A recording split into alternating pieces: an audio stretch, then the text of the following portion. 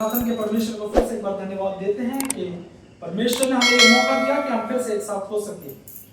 आज हम समझने की कोशिश करेंगे, क्या सभी व्यक्ति परमेश्वर की संतान हैं? क्या सभी व्यक्ति परमेश्वर की संतान हैं? जो परमेश्वर को मानते हैं, आगे पे चलते हैं, वो परमेश्वर के संतान। एग्जैक्ट। कई जगह हम गए और कई जगह पे हमने ये सुनने को मिलता है कि हमारे लिए प्रार्थना करना या दूसरे के लिए प्रार्थना करना या उनके लिए प्रार्थना करना जो कभी प्रार्थना में आते ही नहीं है। पर मैं और आप उन लोगों के लिए भी प्रार्थना करवाते हैं जो प्रार्थना का मतलब भी नहीं जानते हैं। आज हम इस बात को समझने की कोशिश करेंगे कि सब परमेश्वर की संतान है या नहीं। अगर एक भाषा में कही जाए तो हम सब परमेश्वर की संतान हैं, पर सब परमेश्वर की संतान नहीं भी हैं।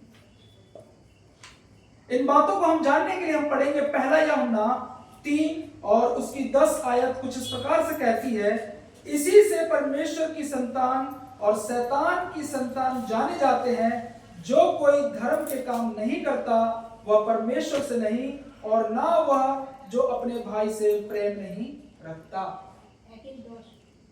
पहला यूहन्ना 3 का 10 कहता है कि हम इसी बातों से जान सकते हैं कि हम परमेश्वर की संतान हैं या शैतान की संतान हैं, जो कोई धर्म के काम नहीं करता। मेरे प्रियो, अगर कोई धर्म के काम नहीं करता, इससे हम समझ सकते हैं कि वो शैतान की संतान है। जो अपने भाई से प्रेम नहीं रखता वो भी शैतान की संतान है। जो अपने परमेश्वर से प्रेम नहीं रखता वो भी शैतान की संतान है।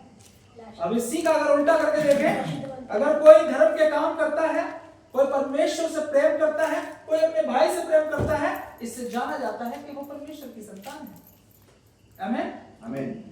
रोमियो की पत्री 8 और उसके 14 और 15 आयत को अगर हम देखें तो वहां पे कुछ इस प्रकार से लिखा हुआ है, इसलिए कि जितने लोग परमेश्वर के आत्मा के चलाए चलते हैं वे ही परमेश्वर के पुत्र हैं। क्योंकि तुमको दस्तक की आत्मा नहीं मिली कि फिर भयभीत हो, परंतु लेपालकपन की आत्मा मिली है, जिससे हम हैं अब्बा हे पिता कहकर पुकारते।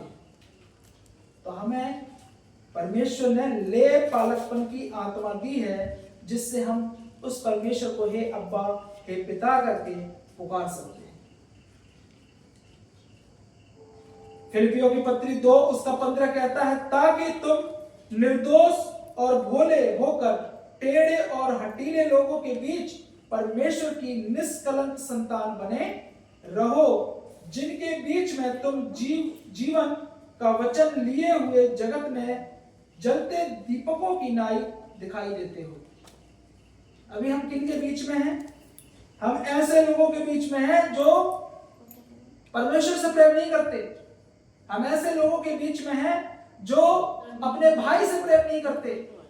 हम ऐसे लोगों के बीच में हैं जो धर्म के काम नहीं करते। जो कि परमेश्वर कहता है फिलिपियों 2 उसके 15 में, तुम निर्दोष और भोले होकर टेढ़े और हठीले लोगों के बीच में परमेश्वर के निष्कलंक संतान बने रहो। हमें इस जगत में ही रहना है, ऐसे ही लोगों के बीच में रहना है, पर अपने आप को निष्कलंक बनाए रखना है।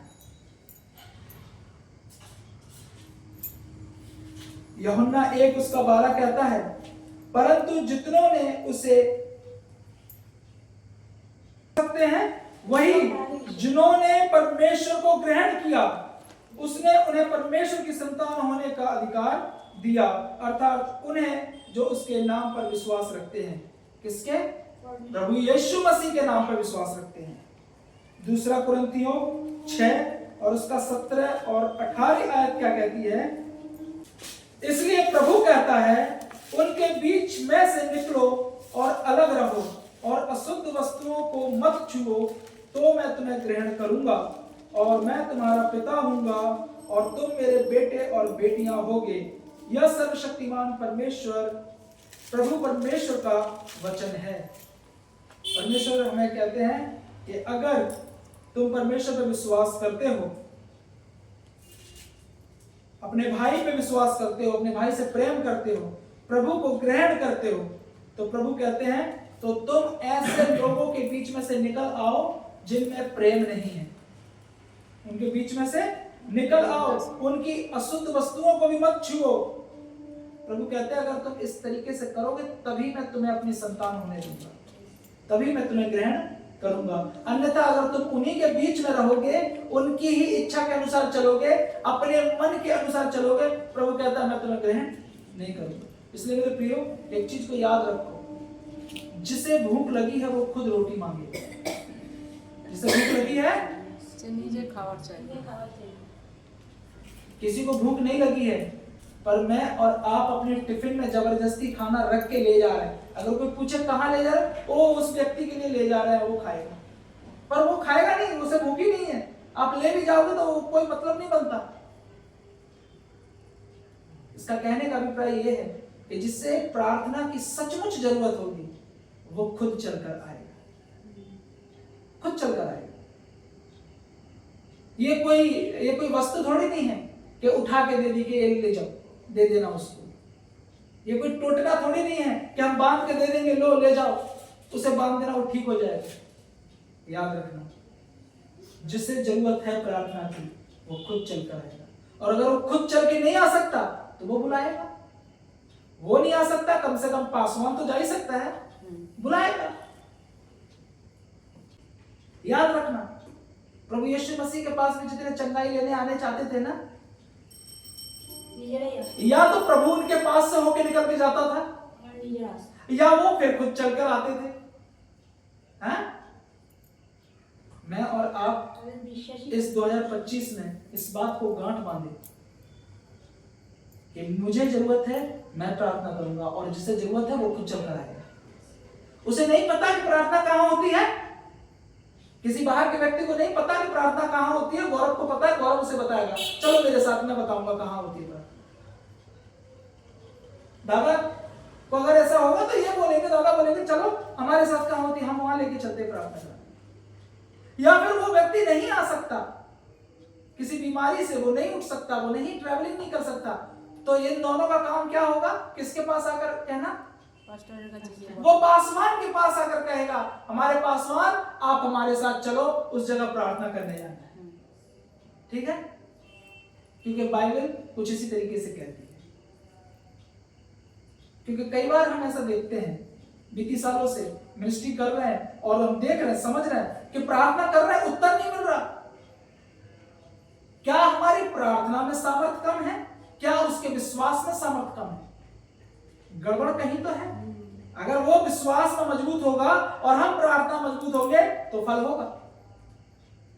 अगर वो ठीक नहीं हो रहा, या तो उसका विश्वास कमजोर है या हमारी प्रार्थना कमजोर है। दो में से एक ही चीज है ना। अगर हमें सचमुच भरपूरी की जीवन चाहिए, सचमुच प्रार्थना में असर देखना है, तो बाइबल के वचन के अनुसार चलना है। बाइबल भरी पड़ी इन बातों से। एक व्यक्ति था, कई सालों से वो झील के किनारे बैठा था कि जब फरिश्ते आके उस पानी को हिलाएंगे तो वो उसमें डुबकी मारेगा और उसका कोढ़ जो है वो क्या हो जाएगा,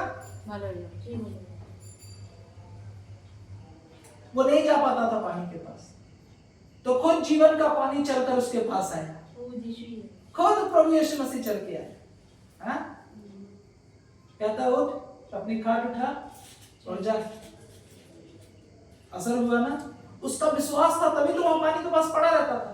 प्रभु ने देखा इसका विश्वास तो अटल है पर ये चल नहीं पा रहा, तो इसके विश्वास के लिए मुझे जाना पड़ेगा।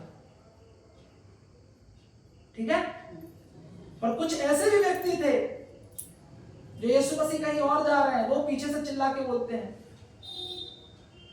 हे यीशु नासरी, हमें चंगाई दे दो। उनकी खुद की पुकार थी। यीशु कहते हैं मैं तुम्हारे लिए क्या करूं? वो कहता मैं देखना चाहता हूं।